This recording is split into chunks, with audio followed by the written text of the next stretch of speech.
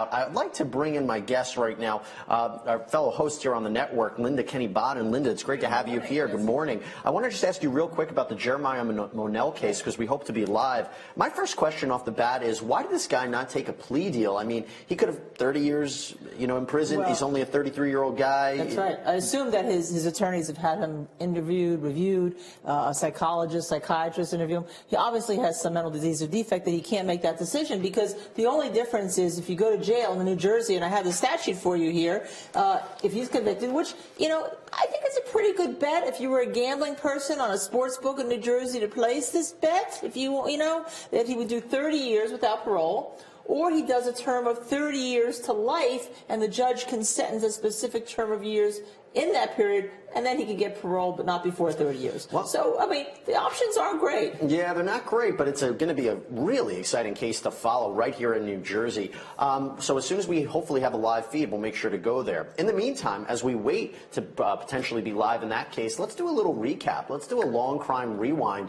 of another amazing trial that we covered here, the Nicholas Godejohn trial, the man who was accused of killing Dee Dee Blanchard at the behest of his girlfriend, Gypsy Blanchard, who for years thought that she suffered from a numerous amount of ailments because her mother told her so, when in fact it was a lie.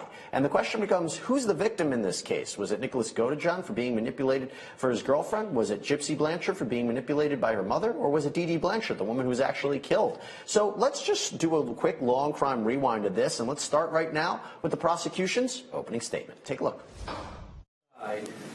Of Claudine Blanchard's bedroom door stood the defendant, dressed in all black, wearing blue latex gloves, holding a knife. For the defendant, he was in love with Gypsy Blanchard, Claudine's daughter. And as he stood there, the only thing that stood between him being with Gypsy was Claudine. And so he stood there holding that knife for a minute, considering and deliberating the murder of Claudine Blanchard. That wasn't the first time the defendant deliberated. It was a year prior when the defendant, while speaking with his girlfriend Gypsy, was first introduced to the idea of killing Claudine Blanchard, a year prior. And the evidence will show that although it was Gypsy's idea, it was the defendant's deliberation that led to him standing outside of Claudine's bedroom door with gloves on, dressed in black, holding a knife, and thinking, the bitch is dead. And the evidence will show that after that deliberation on June 10th of 2015, he entered that bedroom and stabbed Claudine Blanchard to death. Okay, folks, so hopefully as we wait to go live in the Jeremiah Monell case, we're really recapping this incredible case that we covered this past year. And Linda, we're just listening to it from the prosecution standpoint. Really bizarre set of details. Yeah. Is this an easy case for them to prosecute? No, it's really not, because, usually when you have somebody who hires somebody, and this is really a murder for hire. It's a murder for hire for sex, right? So I'm going to live with you forever after. No, the person who hires is the one the prosecution goes after, and the killer is kind of the one who's used and gets the lesser sentence. Here, it's absolutely the reversed. So it's really difficult, especially since the defendant lives with autism, right? And so he gets taken advantage of by Gypsy. I think this case was tried all wrong, by the way, for the defendant. So what do you mean by that it was tried all wrong? Well, I think that you had to identify the defendant with Gypsy. I think you had to make him her. Okay? You had to say, he felt what she felt. He conveyed to that. So he became her. Rather than attacking her and blaming her, you make him her and you say, this is what he became. He was just as abused by the mother as She was. And try to paint Dee Dee Blanchard not as the innocent victim, which is interesting because if I recall correctly, there was really nobody in the courtroom on her side.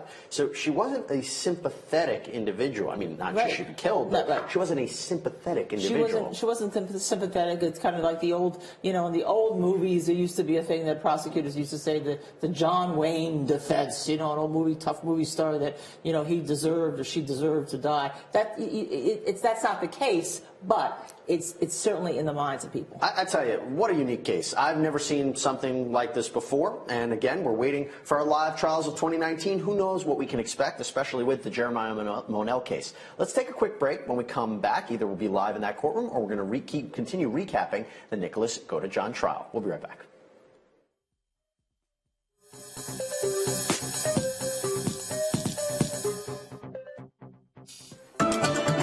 Welcome back to Law and Crime, everybody. An exciting day we have for you on the network. We're waiting to go live in a brand new case out of New Jersey. But in the meantime, we're recapping one of the most interesting and exciting and unique cases we covered in this past year on Law and Crime. And that, of course, is the Nicholas Godejohn trial. Remember, he was on trial for the brutal murder of Dee Dee Blanchard. The question became, who is the victim here? Because he apparently allegedly killed her at the behest of his girlfriend, Gypsy Blanchard, who was, for lack of a better word, abused by her mother for years, forced into a life of imprisonment with fake ailments. For what? For what reason? For attention? For money? And that became the question. Who did she finally snap and ask the man that she loved to take care of her mother, to finally break free of the control of her mother? Who is the real victim here? So we played you the prosecution's opening statement, really going after Godejohn. Now let's see what the defense had to say. And if you haven't seen it, you really should. Take a look. With clothes hangers. Gypsy was not allowed to leave her mother. She wasn't allowed to be free. And she wanted a relationship outside of her home. She wanted a relationship with Nick. They talked about murder a year before it happened. But Gypsy formulated another plan. Why don't I try to bring you into my life? Introduce you, my mom will get to know you, and we'll go from there. Nick arrived there at the house. Knife was ready, gloves were ready, tape was ready. He entered that home and saw Gypsy standing there. A girl who could walk, not someone captive in a wheelchair. Looking around the living room, there were wheelchairs. The devices that bound her. And Nick went through with Gypsy's plan. Linda, what he's basically describing is Munchausen syndrome by proxy, right? That Dee Dee Blanchard suffered from this. She created these fake symptoms and created a fake life for her daughter. Right. Your experience in that and how it works in the legal realm, I mean, have you seen cases like this before? Yeah, well, not exactly like this, but I've seen Munchausen by proxy cases, and usually it's because the mother wants all the attention, but here there was even more because she was getting money, right? She was getting money from people, so I think it would be on that. Fame. Right, then fame, money. Well, fame is what they're usually looking for.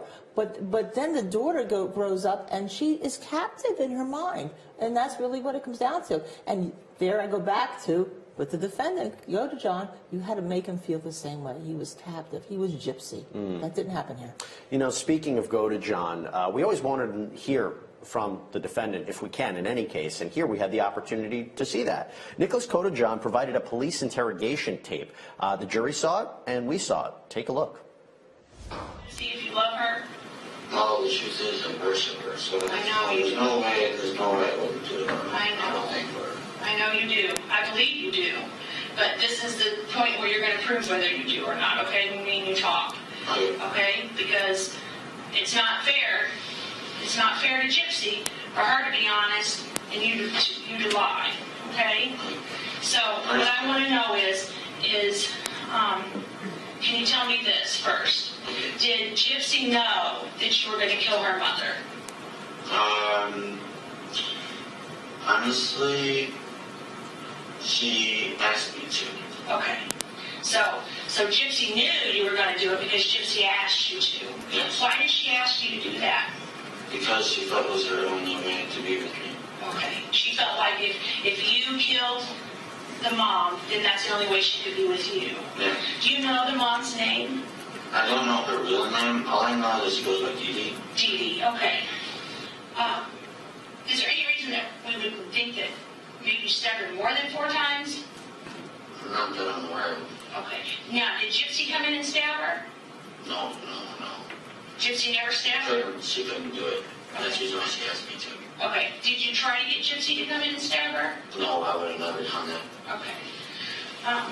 So when you say 4 actual stabs, so those are the ones that went in deeper? Yeah. Was there some little ones? Or There might have been, because the truth is I counted the ones that went in deep. I didn't count if there's any other ones. okay. So if there's any other ones, you just didn't count those because they didn't go in as deep. Yeah.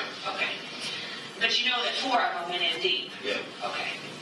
Do you know where those 4 deep ones were? Are you counting the one in the back of the neck or not in that 4? No. Okay, so the back of the neck would be something different. Yeah. Okay, that's the defendant's police interrogation tape. Linda, I'm curious your reaction to seeing that. He is so honest. You don't need to interrogate him. Right. He's just going to tell him the whole story because he thinks he's helping Gypsy. He doesn't even understand. He understands it's wrong, but he thinks that he was helping the woman get away from this terror that she was experiencing. I mean, this is a very disturbing case on all levels. So does it help his case or hurt his case? Well, it hurts in the sense that you have admissions, but then you have to use it correctly. You have to tell this jury, look at the honesty here. This is the honesty. This is the young man who lives with autism who was absolutely in love and taken advantage of by Gypsy, who, by the way, is going to be out well before this young man will be out. But if he killed someone, what's his real defense? What's the legal defense? The legal defense is that he actually, it's really in his mind almost like a manslaughter because he really only formed the intent that Gypsy had and he wasn't forming his own intent. It's really a jury nullification. Okay, well, that's one way of looking at it. I'll tell you what, we're going to take a break, but when we come back, we have an update for you in the Tara Grinstead case. We'll be right back. Always incredible to see the defendant speaking, especially if you're sitting on the jury and see him in a police interrogation video. Linda, one of the things to note is the idea of planning, right? Isn't that what they're trying to get at, the planning? Because the more they can show planning, the more this looks like a murder, a really sadistic, cold-blooded murder. Sure, what did you make of that? The planning does help, but the problem I had here with the way this was is that the planning really started from Gypsy. I mean, he is so honest. He said, yes, she wanted him. She told me to kill her, but she didn't have anything to do with the actual killing, but I killed her because she asked me to kill her. So the planning starts from her, and I don't understand how in some way she ends up being the person who gets the deal, right?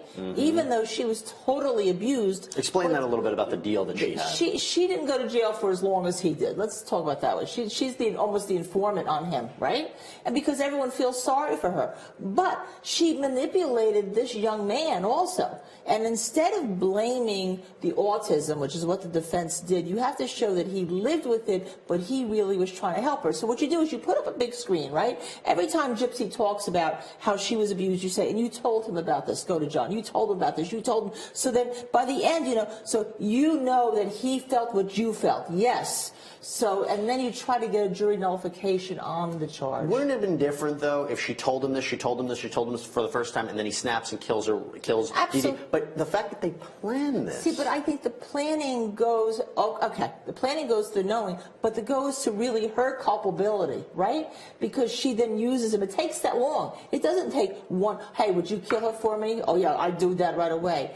It takes a long time for her to envelop him in this whole plan. And he's never going to kill anybody again, right? He is the kind of person that you put him with Gypsy because he loved her so much. He did this over this period of time because he was able to be used. You know, Linda, that's a great point because he said in the interview, I wouldn't have done this for anybody else. I did this for Gypsy because of our relationship. You know, what she went through, wanted to be free. Let's play a little bit more of his police interrogation tape. It's definitely something to watch. So you go to the room, and you're up in the room, and you guys are relaxing on top of the covers. Is that what you said? Yep. Okay, and then what do you do? And then while we were relaxing, we cuddled for a while. Okay. And then while we were cuddling, we were talking, but Honestly, I can't remember the entire conversation. Okay. Did you guys talk about your future? What were your plans for your future? We wanted to have a family together, and we wanted to build a life together and stuff. We thought we really had a chance to do it, so we were happy about that. Okay. At any time during any of this whole situation that's happened, did Gypsy ever have to be in a wheelchair? Yes. Okay, when was that? That was only when she was living at home. Okay. Otherwise, me and maybe like five other people knew that she could walk. Oh, okay. Why did nobody know she could walk? Her mom wanted everyone thinking that she was like 16 the entire time.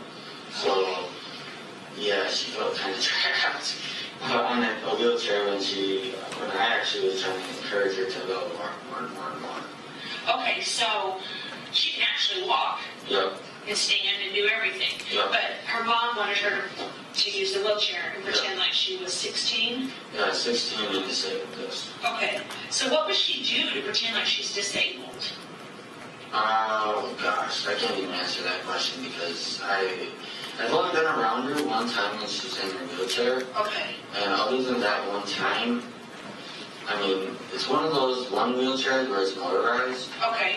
And the thing moves fast. But other than that, that's all I really know. Okay. Okay, Linda, one of the things that as we're watching this, you can't help but think about the defense here, Right. which is Right. that as an autistic individual, he could not form the required mental state for premeditation. Do you buy that argument? Well, no, because he did form the mental state for premeditation, but the premeditation was not like, I want to kill because I really hate you. I want to kill to set somebody free. It's like he is also the victim, so he wants to set her free, he wants to set himself free, and he's improperly imprisoned by the jailer, who is Dee Dee, who is making money off the woman he loves. I mean, the details of it are pretty incredible. Unbelievable. The idea that this girl didn't know she had these diseases, realized on her own that she could walk. Right. She started to realize over the years that something was up. That something was up, and she truly was abused. She had surgeries and operations, and another person's blamed the doctors, right? How did the doctors not say, what are you doing here? That's right. One doctor did, but the other doctors were like, okay, let's give this, let's give that. I mean, because doctors are trained to believe the patient, and the patient really was the mother who was coming to say, this is Gypsy, she can't talk for herself, she can't speak to herself. That's how they're trained. But somebody really had, whether it's the medical bills, look into this, because it was clear these surgeries were unnecessary. It was outrageous. And it seemed that Gypsy was kept out of the room, so she could never hear what the doctor's conversation was with Dee Dee, and Dee Dee shaved her daughter's head to make it seem like she was sick with cancer. That's right, and told the daughter she was sick with cancer. So she actually made her daughter believe at one point that she was sick with cancer. The daughter finally believed that she wasn't sick, right? But that's where I talk about Godejohn. Godejohn, you had to make sure that he understood that whole thing, that he almost believed he had cancer. He was her. You can't just try this case on premeditation because you lose. Now, I'll agree with you, and I think most people would agree that really he wouldn't have come up with this idea if it wasn't for Gypsy, right? She was the mastermind. You had mentioned earlier she got a deal. She got 10 years in prison and is going to be eligible for parole in 2024 before, I think, her 32nd birthday, or on her 32nd birthday.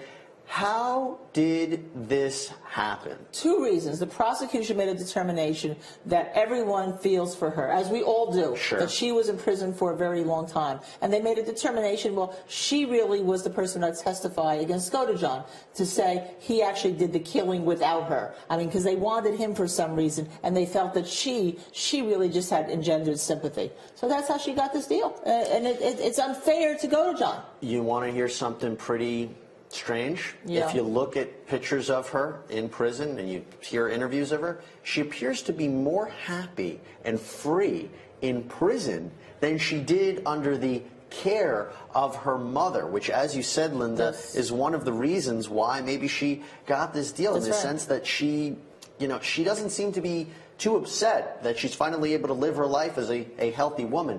Albeit she did plan the murder of her mother. She is going to be free. Yeah, and that's the crazy part. I'll tell you what, we'll take a break. When we come back, we have more to cover in this case.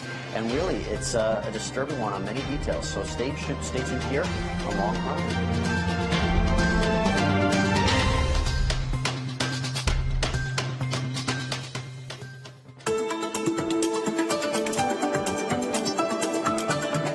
And welcome back to Law and Crime, everybody. I'm Jesse Weber, and thanks for joining us on a very special day because we are waiting for our live trial, first live trial of 2019, the Jeremiah Monell case out of New Jersey. But as we wait for that live feed, we are recapping one of the most exciting cases we covered here on Law and Crime in 2018, and that, of course, is the Nicholas Godejohn case. Let's talk about it. So, Nicholas Godejohn was on trial for the murder of Dee Dee Blanchard. Gypsy Blanchard, his girlfriend, was Dee Dee's daughter, and it was revealed that Gypsy was a prisoner of her mother for years, that her mother made up all these stories about fake ailments, convinced her daughter that she had cancer and all these different physical ailments, and basically confined her to a wheelchair, shaved her head, when in reality, she was a pretty healthy girl. She didn't have anything wrong with her. But this is something that we've seen before called Munchausen syndrome by proxy. Gypsy soon discovered what was happening, and according to the state, she enlisted the help of Nicholas Godejohn, her boyfriend, to kill her mother. Now, Gypsy was sentenced to 10 years in prison, will be up for parole later on, and her boyfriend, Nicholas Godejohn, he was facing a murder charge. We covered it here on Law and Crime. We just played you Nicholas Godejohn's police interrogation tape, but you know who would be great to hear from? Gypsy Blanchard. That's right. Gypsy took the stand in Nicholas's case, and boy, oh boy, did we all wait to hear what she had to say. Take a look. In June of 2015, were you in a wheelchair? Yes. Did Nick know you were in a wheelchair? Yes. Why were you in a wheelchair in June of 2015? Because my mother forced me to be in one. Do you know why you were forced to be in a wheelchair? No, sir. She just forced me to be in one. And how long had you been in a wheelchair as of June of 2015? Since probably I was about 8 years old.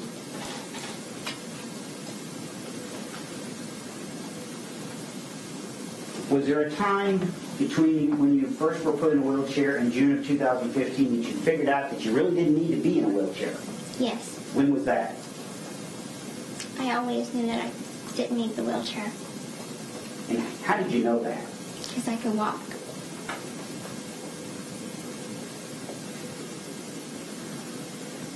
Did you and your mother obtain any kind of advantage by you being in a wheelchair?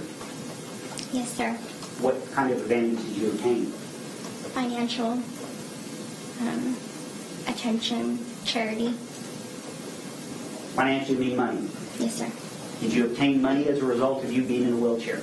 Yes, sir. How did that work out? How did that happen? Judge, I'm going to object to the relevance of that. There's been no connection that the defendant knew any of this. Well, I'm assuming, Mr. Perry, you're going to tie this up. Well, right now. Did you and Nick ever talk about the fact that you didn't need to be in a wheelchair? Yes. Did you ever talk to him about why you were required to be in a wheelchair? Yes. I'll overrule the objection. Could you tell the jury why it is that you obtained money as a result of being in a wheelchair?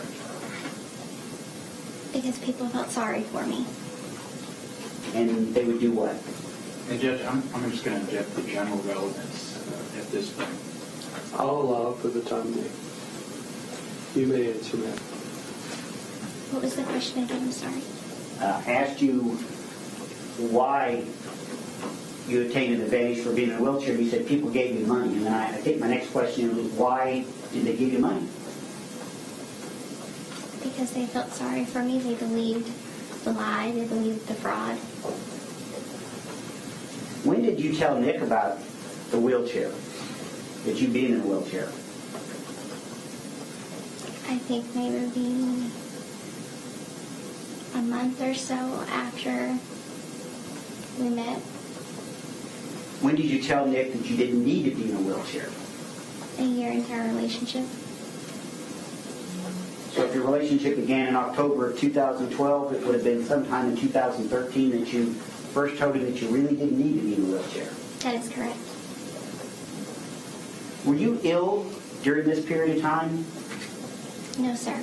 Did you ever tell Nick that you were ill or that you had illnesses? I told him that I had illnesses, yes, sir. Did you ever tell him that you that you really weren't ill? Yes, sir. When did you tell him you really weren't ill? The same time that I told him that I didn't need to be in the wheelchair. What illnesses did you believe you had? Cancer, muscular dystrophy. I needed glasses.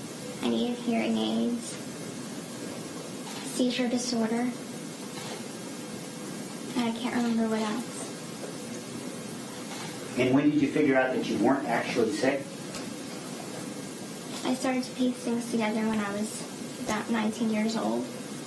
Then I didn't understand the full extent of how healthy I was until after I got arrested. Did you ever run away? Yes, sir. When did you, and by run away I mean from your mother, Yes, sir. when did you run away? In the spring of 2011. Did you tell Nick about that? Yes, sir. When did you tell Nick about that? I don't remember the exact time. Was it before your mother's murder? Yes.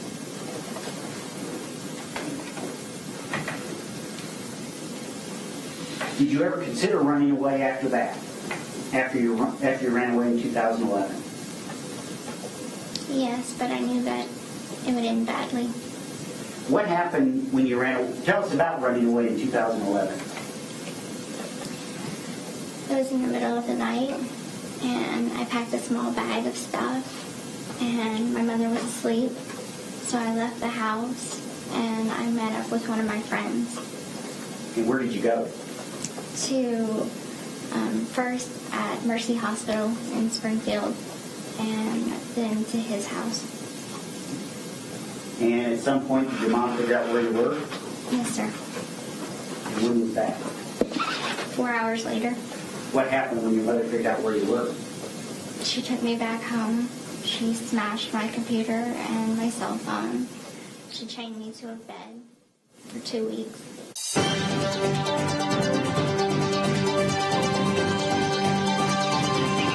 Okay, welcome back, everybody. We have an update for you in the Kelsey Bereth disappearance, the Patrick Frazee case. As you know, Patrick Frazee, her fiance, has been charged with her murder. Well, we've just got an update that he is currently in court regarding something else, a custody hearing. You might remember that he and Kelsey shared a 1-year-old daughter, and now the grandparents are fighting over custody. Who will take care of this 1-year-old girl? Again, her parents want temporary custody. But his parents want the child as well. So there is a custody fight going on right now. Clearly no cameras allowed in that courtroom, but of course we'll update you about anything that we hear. That is an update in this really tragic set of circumstances. And as soon as we know more information, we'll let you know. Back here with our fellow host here on the network, Linda Kenney Baden. What a terrible case, and just another example of how awful it really is. And the victim, who's the real victim now? Now the only living victim is really the child, right? Because there's always the person who's died, and then there's the family members. And the grandparents may know nothing about it, the grandparents of him, right? And yet her grandparents feel, I don't want this child living with my daughter's killer. So the judge is going to decide the best interest of the child, and it also depends on whether there's a statute in that state to give grandparents rights. You know, You have to think about when she grows up, and they say, hey, listen, when you were a baby, your mother, they were looking for her, she disappeared. Fiancé, father, was charged with her murder, and that's all we know right now. Who knows where it's going to be leading the next few days, next weeks, next month. Really sad set of circumstances, but we'll let you know if we have more information. Okay, we're going to switch gears and go back to the Dee Dee Blanchard murder, the Nicholas Godejohn trial. Let's continue on with her testimony. Gypsy Blanchard on the stand. Take a look. Did you and Nick ever talk about any disabilities he may have? Yes. What disabilities did you understand him to have? Asperger's syndrome. Did you know what that was? No, sir. Now, you indicated that you paid for this trip to Missouri by Nick in 2015. What all did you pay for? I paid for the Greyhound bus ticket. I paid for the hotel and for eating money. And how did you pay for this? How did you get the money to Nick? I stole the money from my mother, and I sent sent it to him via the mail. Gypsy, if you wouldn't mind speaking up just a bit. Yes. Just a little soft. Sorry. I think you said you put it in the mail? Yes, sir. In what form was the money? Cash. Do you know how much you sent him that time? I don't know the exact amount. Probably about $800.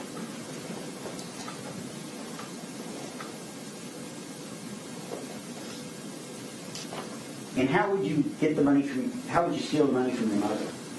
She kept it in a money pouch. What were your feelings for Nick in the spring of 2015? I loved him. Was there a point in this relationship that you considered yourself, that is you and Nick, to be more than just boyfriend and girlfriend? Yes. When was that? We had plans to marry. Any other plans for your future at that point? We planned to have kids. Yes. Did you do anything to prepare for having children with Nick? Yes. What did you do? I stole baby clothes and things for a child. And how would you steal baby clothes? I was in the wheelchair, so I would steal them from Walmart.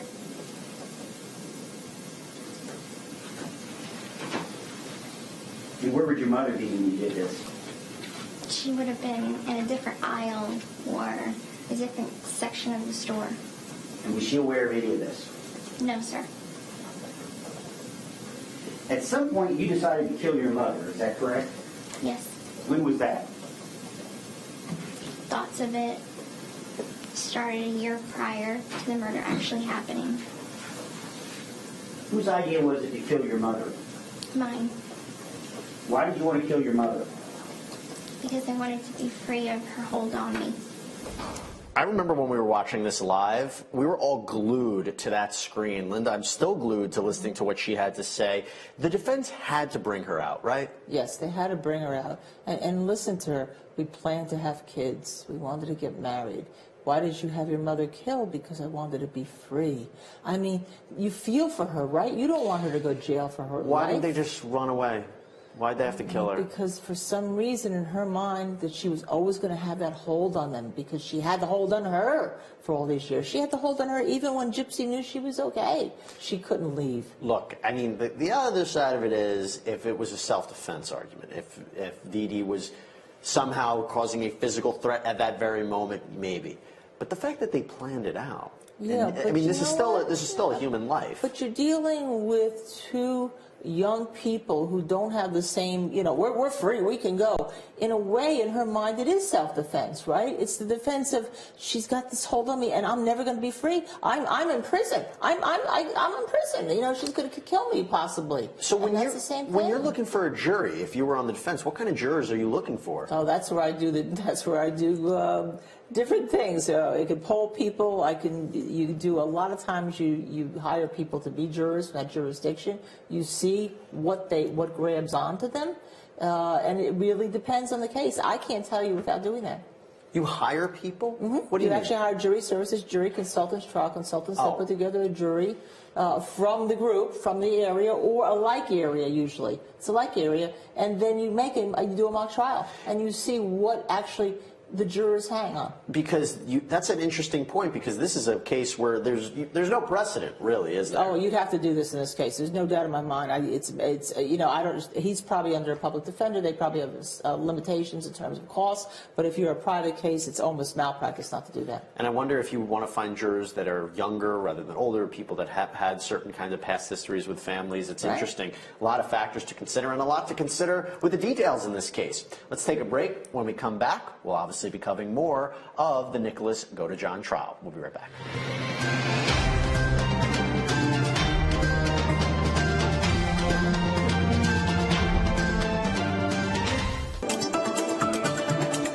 And welcome back, everybody. We're continuing our recap of the Nicholas Godejohn trial. Remember, the man who was tried for the murder of Dee Dee Blanchard, his girlfriend's mother. Really, really sad sad case, bizarre details, trying to make the most of it, trying to make sense of it. And where we last left off, we were listening to the testimony of Gypsy Blanchard, really the main focal point of this entire case.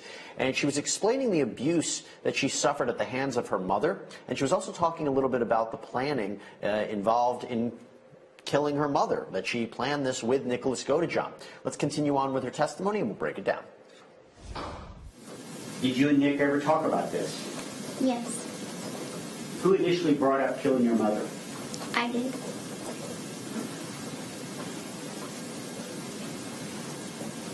Why not just tell somebody rather than kill your mother? Why was that not an option? I truly didn't believe that nobody would believe me if I told anyone.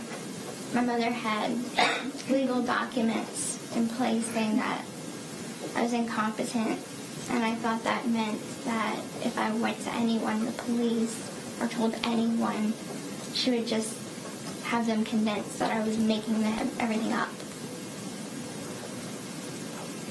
At some point after you initially considered killing your mother, did you ever change your mind? Yes. Do you know when that was? About 2 weeks before it happened. Why did you change your mind and decide not to kill her? I started having doubts, second thoughts. Did you ever then change your mind back to the initial decision to kill her? Yes. Why did you change your mind back to killing her? My mother and I got into an argument 2 days prior to the murder occurring. And Nick asked me, are we still doing this? Am I still, coming there to do this? Yes or no? And I said yes. Who talked you into killing your mother? I did. I talked him into it. During the time you and Nick were together, did you ever engage in fantasies or role-playing or anything like that? Yes. Did you have names? Yes. Tell us about the names you utilized. Ruby, Candy, Kitty, Bella, Demona. Why did you have different alter egos? I made them up because he told me that he had various alter egos.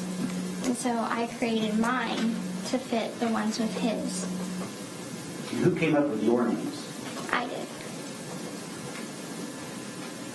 And do they each represent a different type of person? Yes. And what was going on in your home life that made you reach the point where you did that or made that decision? I was growing increasingly desperate to get out of my home life. And did you tell Nick that? Yes. And what was your mom doing that caused you to be more desperate? Things were getting physically and more physically abusive. The hitting was more. The starving was more. Now, you mentioned you were in a wheelchair.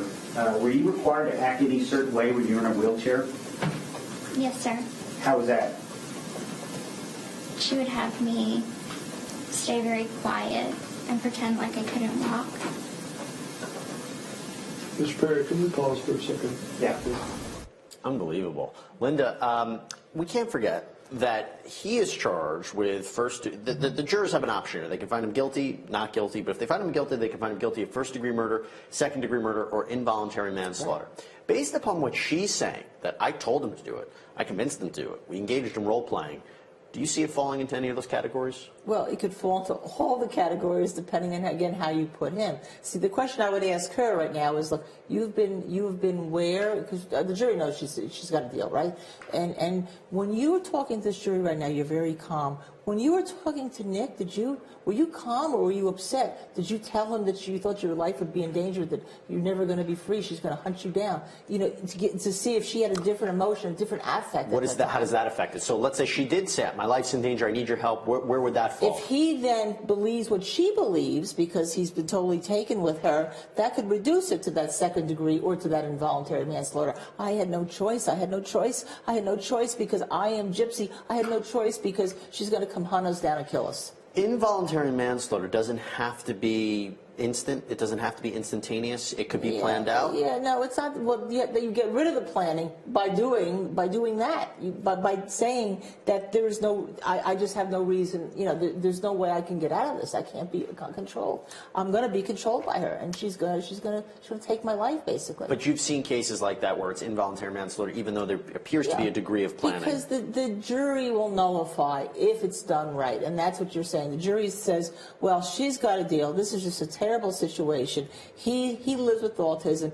They form this bond. It's not going to be formed between anybody else. It was this. It's this situation, and therefore he really, in his mind, had no choice but to save her. He was saving her life. He was killing Dee Dee in a self-defense way. No wonder they needed to put Gypsy Blanchard on to explain that point. I mean, really, that's their whole defense, that's like you said. Right. Let's continue on with her testimony. We can learn more about what happened.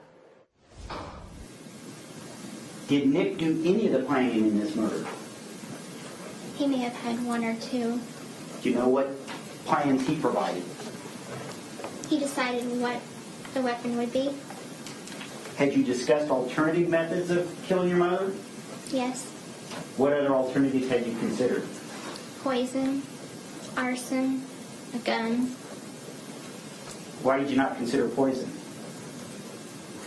It was too hard to find an odorless, tasteless poison. Why didn't you kill your mother? I didn't believe I could do it. Could you explain what you mean by that? I don't like blood. I don't like the sight of blood. Frankly, I'm too squeamish, so I just honestly didn't believe I could do it on my own. After the murder, how long did you and Nick remain in Missouri? Maybe 2 days. And where were you planning on going? Back to his mom's house in Wisconsin. Did you encounter any problems that caused you to be delayed from leaving Springfield? Yes, sir. What problems? His return bus ticket, there was no room for an extra passenger on that bus, so we had to change bus tickets. So that delayed us about a day. And where did you go that extra day? We went back to the motel. What motel? Days Inn. Why did you go to that motel? That was the motel that he was staying at. Who paid for that motel room? I did. Who went in to reserve the room? Nick did.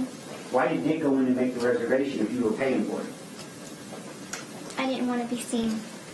Why did you not want to be seen? I didn't want to be recognized. You know, Linda, again, the concept of they had alternative plans here. What do you make of that? Well, here again, then I come to the back. If you have a statute usually, and it's a murder for hire, this is basically a murder for hire. Again, the payment is her, their life together, and yet she ends up in the murder for hire. Normally the person who plans the deal, which is her, ends up with the longer sentence, and Godejohn ends up, would be with the lesser sentence. Here we have the reverse. She gets 10 years, he gets life. I want to talk about that. We talked about the options for the jury in this case. Could be first degree, second degree, involuntary manslaughter. She pled guilty to second degree murder and the least prison time, Right. 10 years in prison. Why that charge did she plead guilty to? Why that sentence? Because they wanted to plead her to murder, so because she's going to testify, they think, okay, so they wanted to have some murder, but they think the jury may nullify in her case because of the way she had been treated by her mother. But why not first degree? Because the way she had been treated by her mother. They didn't think they were going to get first degree. It's simple as that. They thought in her mind, because in her mind it would be, again, the lesser included, her mental intent would be lessened because of the way she was feeling as a result of the treatment all those years and abuse of all those years. Why do you think this case got so much attention? because it's never going to be seen again like this. We've never seen a case where for years, and all the doctors and the money that came to them. It's not just the fame, which is the Munchausen syndrome by proxy, but it's all the money that came to them. And then it went on for years. Look at these pictures that we're showing on the screen. It's amazing. And then she enlists the aid of somebody who lives with autism, who again form this bond. They try to help each other because they can't, they can't go against the establishment. They don't feel as strong enough in the mind to go against the establishment. So they do what they think is the only way they can get out, which is to kill the mother. Do you think people are also trying to figure out how this happened, who to blame? People love to blame. And they're trying to wonder how this all went down. But there's been no one who really is going after why this all went down. Why did each doctor, every hospital should be doing a review. Every person, every licensure board, why the doctors didn't do something, notice something. What can be done so that can't happen again? That's a great question, and maybe we'll get an answer to that, maybe we won't. There's a lot of questions that we have in this case, and maybe we'll get some more answers after our next break. We'll be right back.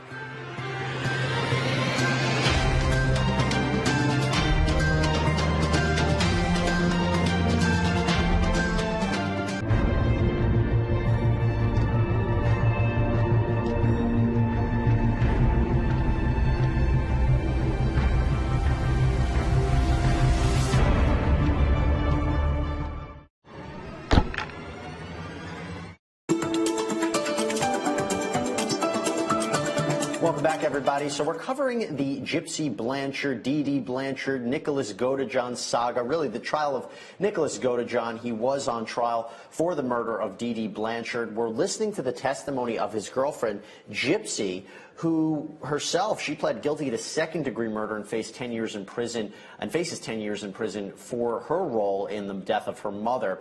And where we last left off with her on the stand, she was talking about how, yes, why didn't you just run away? Why didn't you tell an adult what was going on? Why did you have to kill Dee Dee? And she said, because no one would believe me. No one would believe what I would be telling them. My mother had all these documents proving I was sick. And that's an interesting point that we're going to analyze. I want to play some more of her testimony, and we'll talk more about it. Take a look. Mentioned that how the murder was to take place, that was all up to the defendant, correct? That is correct. And it was the defendant that told you he wanted to stab your mom. Correct.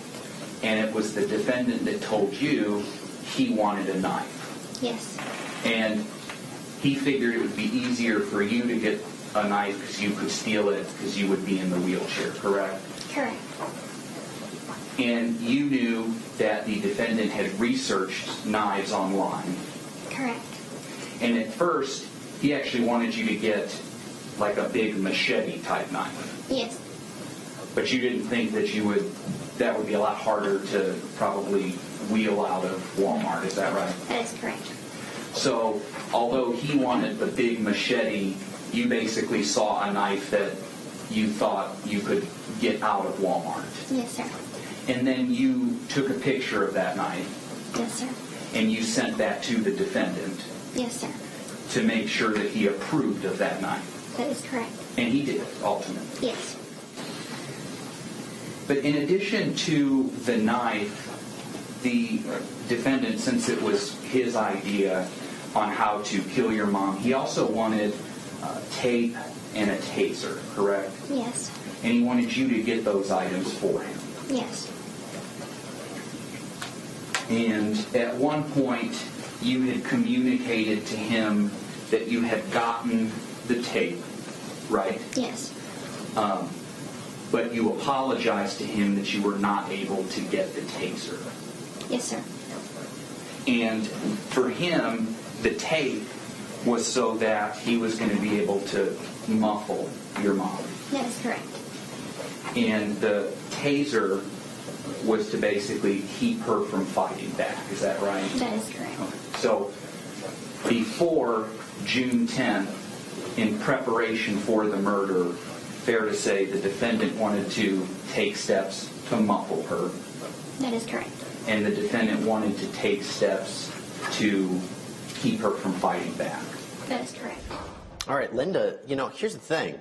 They keep explaining, they keep harping on the fact that he, Nicholas Godejohn, was instrumental in this. You know, the idea of what murder weapon to use, how to commit the crime, those are factors that is going to be really hard for the defense to argue away. Well, you can't argue that away. Look, he's going to get convicted. The question is, what is he going to get convicted of, and what should he get convicted of? I'm obviously bothered, very bothered by the disparity in what would be the sentences here, because if he gets convicted of the murder, right, he goes away for life, and she has 10 years, and she's so honest, so you can't, the prosecution can harp on that, but I don't like defense questions on that. Okay, between you, me, and all of our everybody viewers, else, I have right. a question. Okay, do you think that Gypsy Blanchard was more involved in the actual killing than she claims to say? Because she claims that she was in the other room. Do you think that there was more to it than meets the eye? Actually, no, I don't. I really think that these two are extremely honest, okay? And I think that Gypsy, when you look at her, I don't think that she can lie. I don't think he can lie. I think they're telling exactly what happened. But what happened has to be mitigated by what happened for the almost 15, 16, 17 years before. You can't try that. I just planned this for this little period. I got the knife in that vacuum, which is what is going on right here. Mm-hmm. And look, they're doing effective cross-examination. Let's continue on with that right now. That how the murder was to take place, that was all up to the defendant, correct? That is correct. And it was the defendant that told you he wanted to stab your mom. Correct. And it was the defendant that told you he wanted a knife. Yes. And he figured it would be easier for you to get a knife because you could steal it because you would be in the wheelchair, correct? Correct. And you knew that the defendant had researched knives online. Correct. And at first, he actually wanted you to get... All right, so that wasn't exactly the clip that we want to go to. This is the one we want to go to. This is more of the cross-examination of Gypsy Blanchard. And really listen to how they're trying to put the blame on Nicholas. Take a look. Yes, sir. So this is a couple hours before, about 9 o'clock on the 9th. And he says that he expects you to look like his woman should. And he suggests red fingernail polish, correct? Yes, sir. And do you remember you actually told him you didn't have any red fingernail polish? Yes, sir, I remember. And so you came up, was it with pink lip gloss? Pink.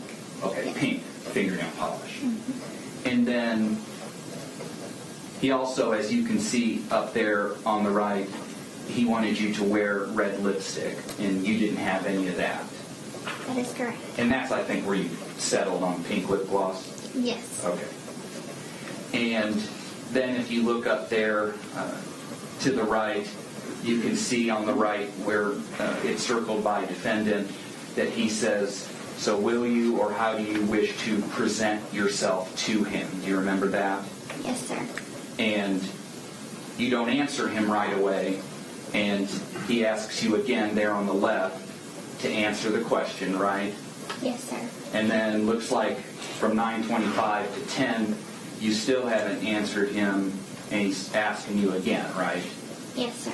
But what he's waiting on an answer for is how you're going to be dressed when he gets there to kill your mom.